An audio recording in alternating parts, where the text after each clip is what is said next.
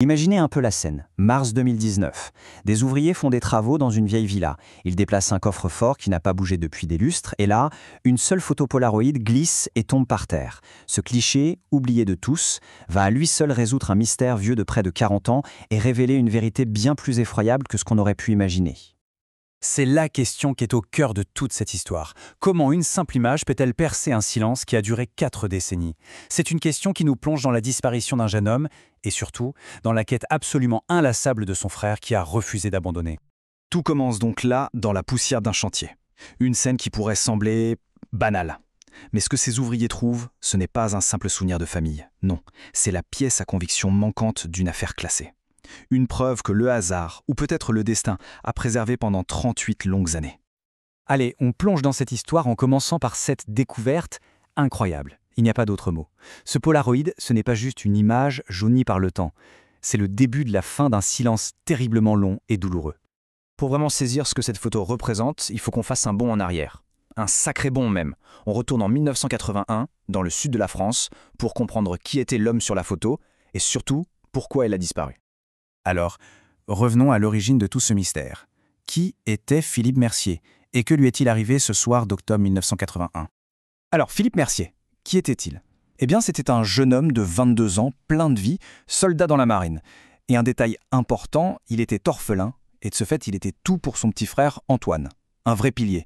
Ses amis, ses collègues, tous le décrivaient comme quelqu'un de solide, de fiable, bref, pas du tout le genre de personne à s'évaporer dans la nature. Voici comment s'est déroulée sa dernière soirée. Tout commence normalement, une soirée entre amis dans un café à Toulon. Mais à 21h30, un homme élégant qui se présente sous le nom de Michel Carvalho s'installe à leur table. Un peu plus tard, les amis de Philippe s'en vont, mais lui, il reste avec ce nouvel arrivant. Et à 23h15, les deux hommes quittent le bar ensemble. C'est la dernière fois que l'on verra Philippe vivant. Et là, il y a un détail rapporté par les témoins, qui fait vraiment froid dans le dos. Cet inconnu, Carvalho, s'est montré particulièrement curieux, insistant, quand Philippe a mentionné qu'il était orphelin, comme si sa vulnérabilité venait de le désigner comme une cible.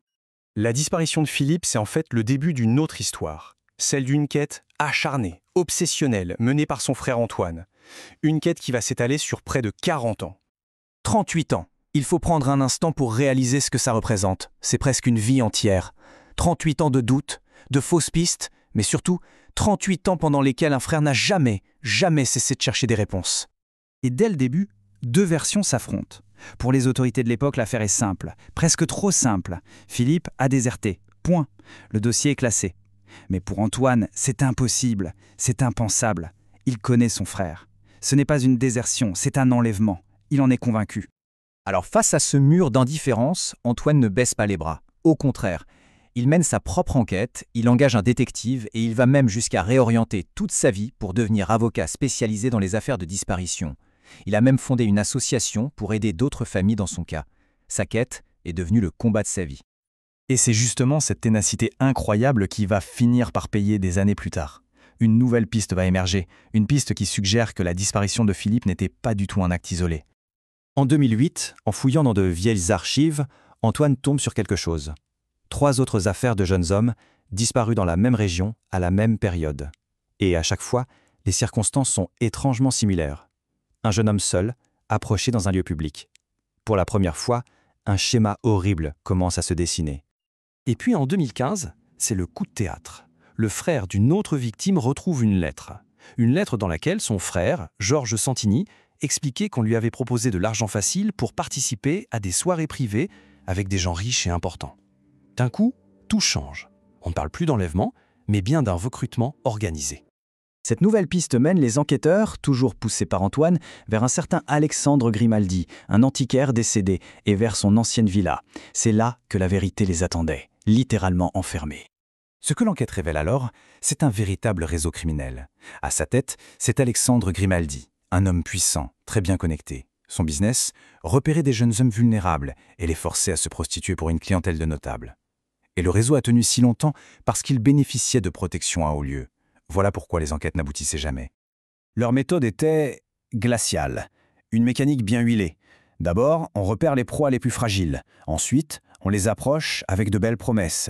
Puis on les isole, on les compromet avec des photos pour les faire chanter. Et enfin, pour ceux qui résistaient, ceux qui menaçaient de parler, c'était l'élimination, pure et simple. En 2018, un an avant la fameuse découverte du Polaroid, des fouilles dans le parc de la villa de Grimaldi donnent une première confirmation macabre. On retrouve des fragments d'os et un briquet. Un briquet gravé des initiales PM.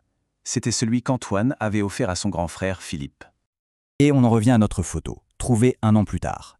Parce que c'est elle la pièce finale du puzzle. C'est elle qui va non seulement prouver le crime, mais aussi, et c'est peut-être le plus important, raconter les dernières heures de Philippe. Et enfin, laver son honneur. Il faut bien comprendre que ce coffre-fort, c'était une sorte de catalogue de l'horreur. Il contenait des centaines de Polaroids, les archives du réseau.